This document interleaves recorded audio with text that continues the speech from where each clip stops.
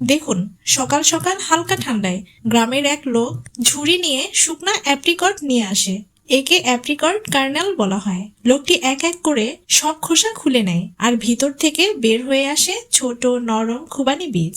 এগুলো কিন্তু কাঁচা খাওয়া যায় না, কারণ হালকা বিষাক্ত থাকে। তাই গ্রামের লোক এগুলোকে ভাপে সেদ্ধ করে, যতক্ষণ না বীজগুলো মোলায়েম ও হালকা বাদামি কালার হয়।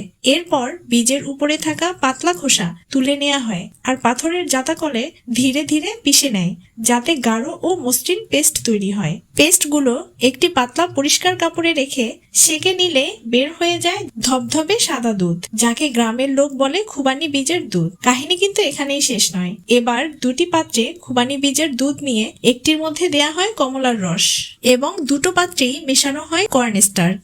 এরপর এই মিশ্রণকে কাচের বাটিতে রেখে ধাপে ধাপে হালকা আঁচে চুলায় সেদ্ধ করে নেওয়া হয়। আর কিছুক্ষণের মধ্যেই তৈরি হয়ে যায় ন্যাচারাল সুস্বাদু মজাদার মিষ্টি, যা পাহাড়ি গ্রামের মানুষের সাদাসিধা জীবনের ঐতিহ্যের প্রতীক।